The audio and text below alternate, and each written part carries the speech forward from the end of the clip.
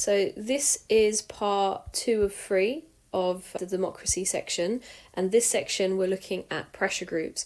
So we're going to think about what is a pressure group, what is it that they do, are they good or bad for democracy? So in terms of a pressure group then, essentially pressure groups aim to exert influence on government or pressure government, and they try to do this through various different ways. One of the ways that they do is lobbying. What that means is they will have direct contact with important decision makers, policy makers and legislators. So it could be as direct as speaking to ministers in government.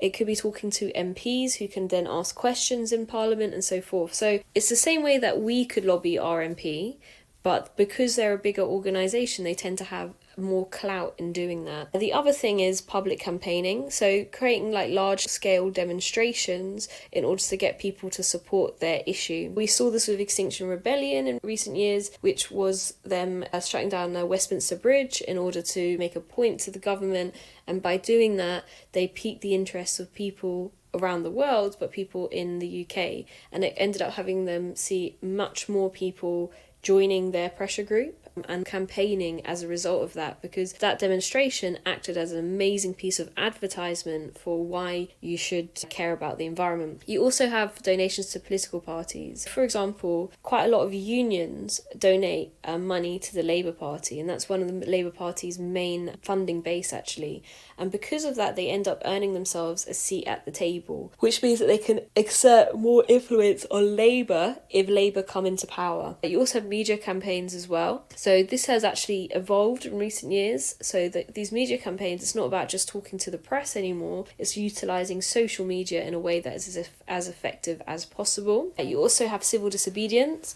So again, Extinction Rebellion, a great example of civil disobedience. So they were destroying property. They also climbed on top of tubes to stop people going by tube, which I don't really see how that was good for the environment, but that's fine. But essentially just trying to attract attention by destroying things that are seen as detrimental to the environment. You saw suffragettes did it when they smashed shop windows as well. Also e-petitions and mobilising people to sign them, as well as using legal action too. So legal action is quite important because pressure groups can use part of their money in order to fund a legal team, and that legal team can represent people who are victims of different things in society. For example, the LGBT community, looking after people who are asylum seekers.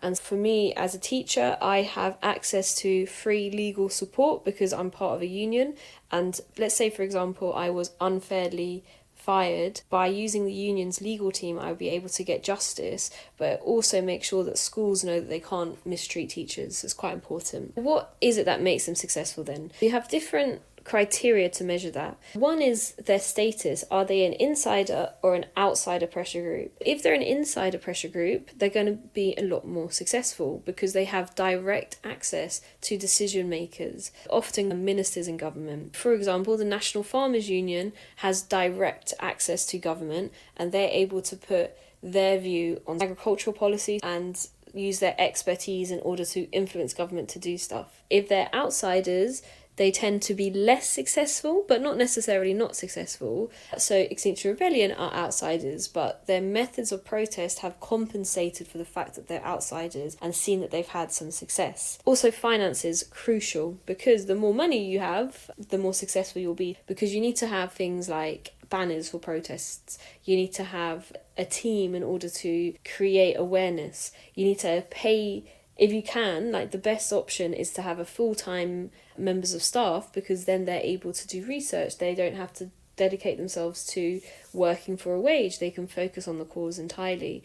You can also afford your own legal team and things like that as well. So finances are really, really important because it means that you can pay for staff. It means you can pay for leaflets, you can pay for posters and those sorts of things. Membership size is also crucial. The bigger your membership is, the more successful you'll be. So for example, I had a friend who used to work for 38 Degrees, and they launched a big campaign against Unilever. So Unilever were not treating their workers fairly, and because they own so many other companies, it almost seemed as if it would be impossible to force them to change.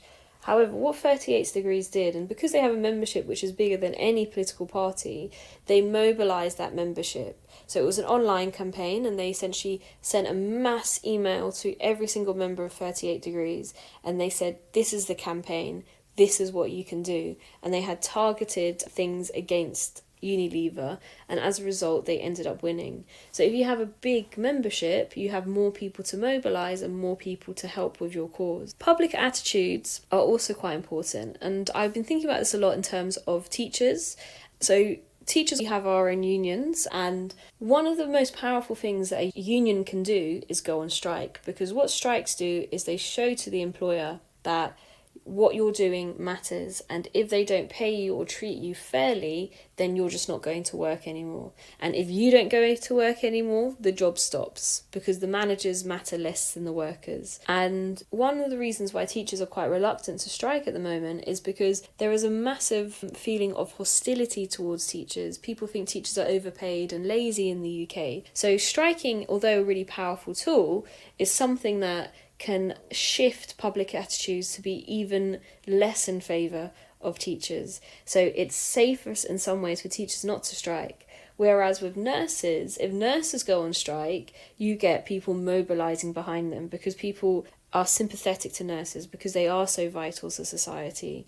So it matters in terms of the way that the public thinks about you. One thing as well that pressure groups can do to become more successful is using celebrities too, because if you have a celebrity, it obviously is going to help people know more about your cause, and the more people know about your cause, the better. So you have two pressure groups here then, so promotional and sectional, and essentially the differences between those two are that a promotional group or a causal group tends to be more open in its membership, so anybody can join. It has a cause which affects everybody. So for example, Extinction Rebellion, the environment affects absolutely everybody. So there's no criteria or membership methods to reach. Whereas the National Education Union, you have to be a member of the union, you have to sign up, whereas with promotional ones, you don't tend to have to sign up. And also to meet that criteria to join the NEU, you have to be somebody who works within education too. So are pressure groups good, or are pressure groups bad for democracy? So in terms of positives then, absolutely they guarantee a more pluralist version of democracy. So if we have a grievance and a complaint, and we're just talking about that and saying, oh, this is so bad that this is happening, that's great, but we're not actively participating in democracy by complaining. What a pressure group does is it gets all of those people together with all of those grievances to come underneath a common cause. And from that common cause, they can have their consciousness. And once they have their consciousness, they can have the movement. And once they have the movement, they can advocate change. What pressure groups do is they enable that to happen. They give people that opportunity to form a group and make that change, which is so important. They're also a counter to tyranny of the majority. So one of the issues, even with representative democracy, is that we elect a government every 5 years, and that government is chosen by a majority, which could actually be often quite harmful to the minority of people in a country. And every single human being, every single individual matters, so that's not a good thing. For example, the 2019 general election saw a Conservative victory, and that victory was based on a manifesto, and people voted for that manifesto so the government can put that into place. So the majority of people voted, everybody else has to suffer it. One of the things that we know that they're going to do is they're going to introduce a points-based immigration system based on skills or skilled workers, whatever that means. And that was put forward in the manifesto, so it's going to happen. Now that's going to obviously have some detrimental consequences to some minorities in our country, especially people who are from immigrant backgrounds. So what a pressure group can do, so you have like Liberty, for example, mobilising to protect the human rights of those minority groups.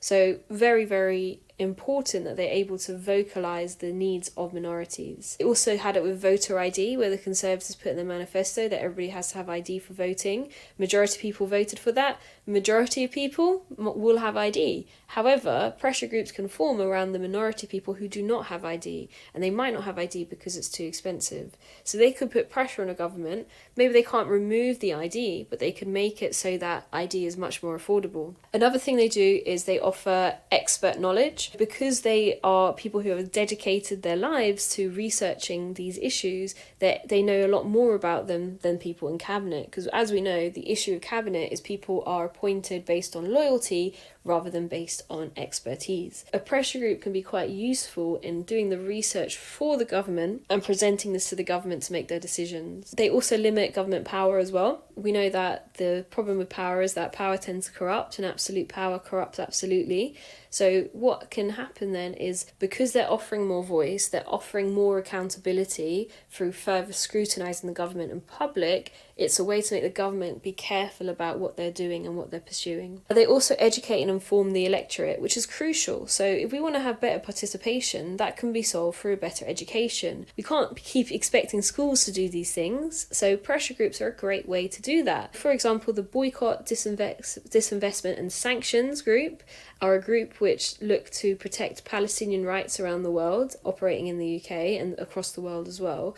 And they will contact their members and do different publicity campaigns to inform the public of what is going on in the occupied Palestinian territories. And that is a call for action. The more people know, the more likely they are to critique their government and hold it to account. So it's really, really important to have that education. On the flip side of that though, in terms of being bad for democracy, they have no accountability to the public. They're faceless. We don't know who the people in charge of pressure groups are mostly. You don't vote for them either. Teachers might vote for their leaderships, but we don't get to... People who aren't teachers don't get to do that. So these are people who have a massive influence over the government, and yet there is no accountability. We cannot remove them either. Another issue is that they reduce the power of Parliament. The whole point of Parliament is that they are elected officials who hold the government to account. But what pressure groups do is they bypass Parliament and they go straight to the ministers to advocate their views. So this essentially means that Parliament doesn't have as much power over putting their elected representative views on the different issues, because it goes right past them instead. So they're working with ministers directly rather than working with Parliament. So it undermines parliamentary sovereignty in that sense. Also, there's this argument, I'm not so fond of this one, of hyperpluralism. It's been argued that they can make the country difficult to manage and govern, because what it does is it means that the government has too many voices, and then they have to try and keep a multitude of pressure groups happy, which obviously someone's always going to be upset with government legislation. Is it that the government's just going to yield to whoever has the louder voice rather than what is right and what they've been chosen, what they should be deciding based on being elected representatives? So in terms of pressure groups then, we've obviously looked at our own case studies, and there's some in the revision guides, and there's also the ones that I was talking about today. But you also need to know a bit about a civil liberty pressure group. So we've looked at two already. We've looked at No to ID and Liberty, and I thought I'd introduce you to a third one because I found them quite interesting. And this third group is the Harold League for Penal Reform. Essentially, what this group is they're about trying to give human rights to prisoners and trying to also prevent people going to prison by tackling the causes of crime rather than just the criminals. So they have a campaign for less crime, safer communities and fewer people in prison. And actually one of their most successful campaigns was in the 19th century and the removal of the death penalty, which is really good. Also, you had famous activists for this organisation, because they're quite an old one, and because they're quite an old one they tend to have more prestige and a lot more money, so their social status is high, and even though they're a charity, because they have a high social status they tend to get more donations and thus have more money. So Elizabeth Fry was one of the major campaigners. She used to be on the £5 note, and she campaigned to get rid of isolation in prison, because in the 19th century you would be 100% isolated in some prisons every second of the day, even going to church in separate booths, which was quite daunting on the human mind. So the different methods that they use then is, because they have a lot of money, they're able to have a team of people for legal work, and they're also able to have a team of people for research. So they do research and they write reports. Those reports go to the government, and they can essentially save the government time in trying to understand these issues, because they've said, look, this is a problem, here's why it's a problem, here's what you need to do. And that's how you get things done, by not just identifying the problem and complaining about it. It's about identifying it, explaining it, and then offering solutions. So they're also quite a high profile pressure campaign group. Because they're high profile, they tend to get listened to more, and it means that their campaigns tend to get more recognition in the press. They meet with elected officials as well, so they're an insider group, and they work within the prison system and the police. So as I said before, they also have their own legal team, so they will work with people who have been abused by the system. They have different campaigns, for example, for helping women in the penal system as well. There's some videos there if you want to see more about their campaigns. They're only short 50-second videos, so I recommend just giving it a look just to see how they're trying to advocate for their causes, which I think is quite good. And that's another way that they campaign as well, by using those short YouTube videos to educate and inform the public, not just the political officials. So one of their main campaigns is about children and sentencing. So there is actually a massive issue with young people being sent to prison, and when young people are sent to prison, they end up getting a criminal record, which obviously tarnishes them for life. They've worked to reduce the criminalisation of children as much as possible. They've done this through working with the police force, and they're able to get heard by the police force because they're so high profile.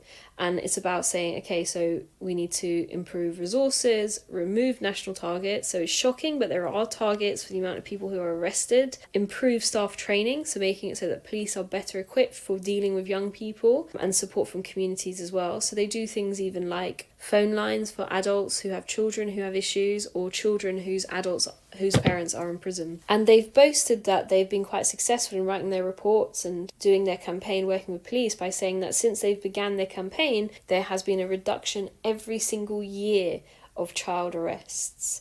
So you had a 68% reduction since they started this campaign in 2010, which is quite impressive. Another thing they were looking at is books for prisoners. So the government decided the coalition government decided that they wanted to restrict prisoners having books. I don't know why. Apparently it was seen as being dangerous or something. What they worked to do then is overturn these restrictions in England and Wales. Obviously Scotland has its own thing, so they can't get involved in that. So they worked with other high profile charities such as English Pen, as well as high profile writers, so using celebrities as well to get their voices heard. They took it to the High Court, and then the judge ruled that there's no good reason to restrict access to books for prisoners. So again, using their legal know-how in order to achieve what they need to achieve. And finally, another one that they did was the criminal court charge. The coalition government and the subsequent Conservative government